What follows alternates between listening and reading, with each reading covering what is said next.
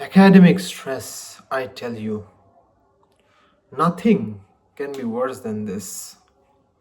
You wake up every single day and you work towards making your academic dreams a success.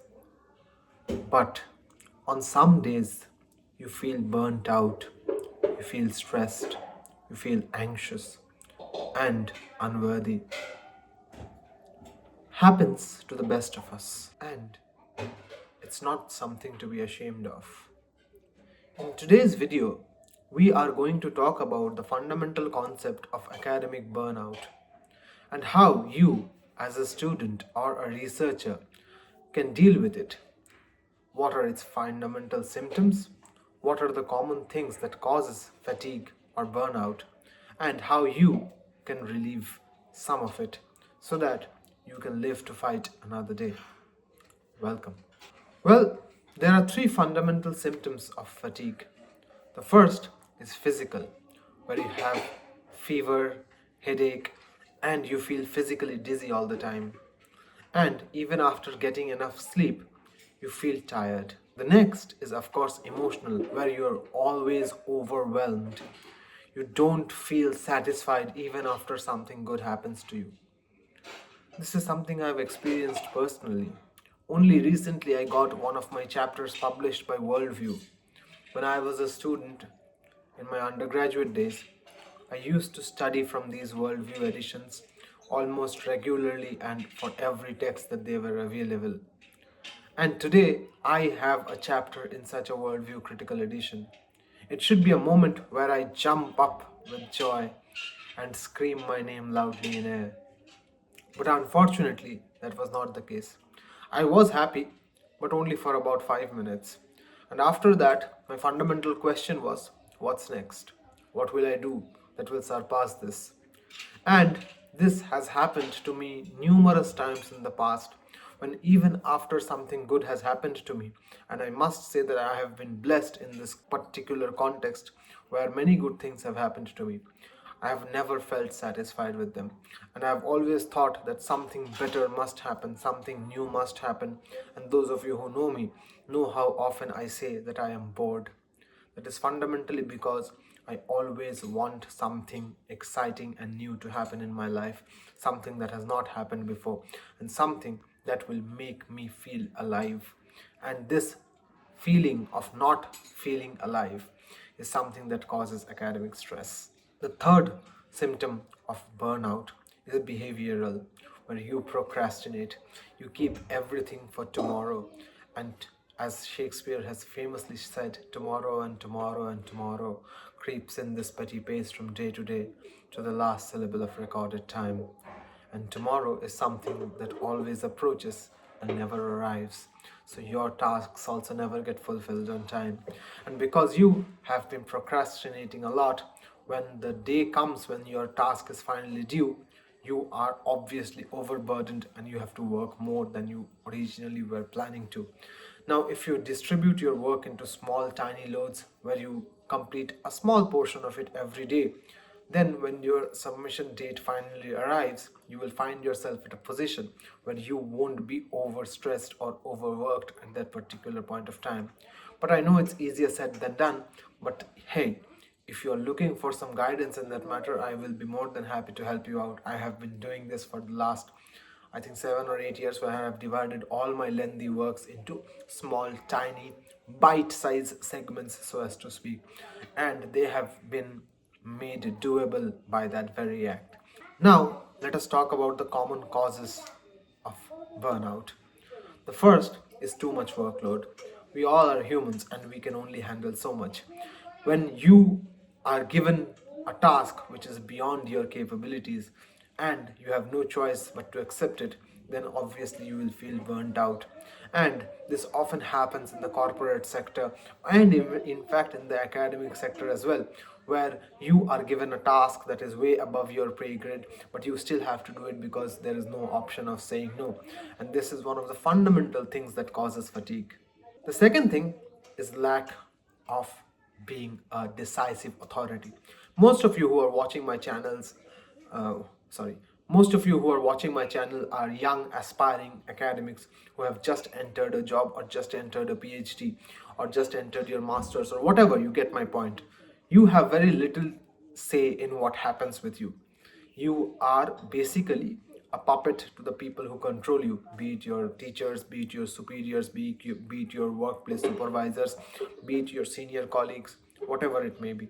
And because you are a newcomer, you have very little, or in some cases nothing, to say in these matters, and you are completely in the hands of someone else. And when you have a lack of control in your life, then at that point you feel emotionally burned out, therefore making you feel unworthy and questioning your very existence of your career. The third cause is personally my favorite and something I personally suffer with. It's perfectionism. You want to be perfect. And in this context, let me tell you some golden words that I live by. The task of a first draft is just to exist. And if you have written your first draft, then you are already stepping on your way to perfectionism. If you want your work to be perfect, you'll never get any work done. You can remember these words and you can even quote me if you would like. Your task is to do your job, not to do it perfectly. If you want to do something perfectly, then you will never be able to learn from your mistakes. And as you already know, failure is the pillar of our success. So you need to fail first in order to know how to succeed. And if you succeed, even then there's a very slight chance that you will be able to do it perfectly. Everyone in the world is out to find your flaws. And they will eventually find some flaws. Don't worry. They will find flaws even if you have not made any. They will create flaws out of something that doesn't exist. Happens to me, happens to everyone I know. So don't worry about being perfect. Instead, worry about getting the job done. If you get the job done, then nobody cares about your work being perfect, because nobody is perfect. Perfection is a myth. Though there is a proverb that practice makes man perfect, but then that's actually the ideology of perfect, not the actual execution of perfect. Now, I'm going to share with you 5 fundamental ways of dealing with it. The first is time management. Well, if you are an old viewer of my channel, you know that I have already made a detailed video on time management on my channel. If you have not watched it, then what are you waiting for? I'll put the link. You know the rest. And here I would like to tell you something very effective. You should use your time management skills to your benefit. Use whatever time suits you best. Just because the world says be a morning person, that doesn't mean you have to be one. If you work better at night, work at night. Nobody cares. If you work better in the morning like I do, work in the morning. But work. So manage your time the way it suits you, not the way the world thinks it should suit you. So what you have learned from this particular tip is that your time is yours. Nobody is going to give you 1 extra second to live your day. So you have to ensure that you use your time appropriately in this context. The second thing that I would like to say here is that set realistic goals. I've already mentioned this. You have a humongous task. You have to write a 1 lakh word, 80,000 word PhD. Seems like a gargantuan task, right? It's not. You break it down into writing 200 words a day, leave alone 500. You break it down to writing 200 words a day. You will find yourself at a position where after just 400 days, you would have written 80,000 words. Don't believe me? Do the math yourself and you'll find out. Just in 400 days, that is a little over a year, just a year and a month maybe, you would have finished your thesis. And how many years do you have to finish your thesis? 5. So you have more than 3.5 years left. So even if you do it every alternate day, even then you will get finished in about 2.5 years and have more than half of your PhD time left. So break it down into smaller goals. Even if you're writing a 5,000 word paper, even then you need to break it down into smaller goals, especially if you're starting out and if you're not sure of how to write an academic paper or whatever it is that you're doing. If you're doing it for the first time, it's better to break it down into small bite-sized pieces so that you can achieve it easier. The third thing that I'll mention will please millennials the most. That is, you have to take breaks.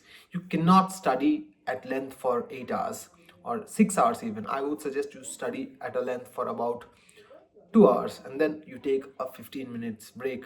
You scroll through Instagram, watch some reels, chat with your friends, call up your family or friends or your partner.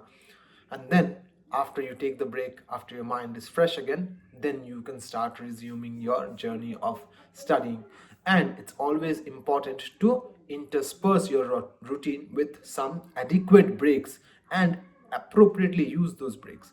But make sure that these breaks don't become a habit, so as to say that these breaks don't take up more of your time than your actual studying does.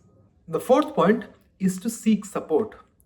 Talk to a friend, family member, partner, or even your superiors or your PhD guide.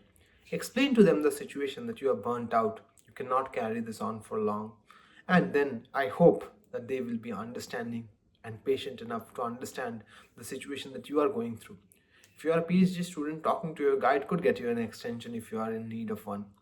And especially if you are someone who needs to have some sort of self responsibility, then owning up to the fact that you have not been responsible often helps you become responsible for the next task or in the longer run. So, if you become accountable and you seek support by becoming accountable, then your tasks will become much more doable than you think they are. The final tip is about mindfulness and relaxation. I'll teach you a simple breathing exercise. You take in a breath, hold it for 10 seconds like this, then count to 10, then release it from your mouth. Do it for at least 30 times, and then you will see wonders are happening. Nothing short of magic will happen. You will find that your stress is slowly diluting itself. I wouldn't go to the extent of saying that your stress has completely vanished, but your stress will slowly dilute itself to the extent where it will become manageable. And then you will think that this is a wonderful technique. I've used this many times for myself, and I've recommended this to friends and family as well, and it has worked wonders for them as well. Finally, I would like to say that it's important to recognize your burnout and to realize that a burnout means that it's time to take care of yourself, not time to give up. So, I hope this video has been helpful. If you think that you have someone in your friend list with whom this video can be shared, please do it. Don't forget to like, comment, share, and subscribe. I'll see you in the next one. Till then, hasta la vista.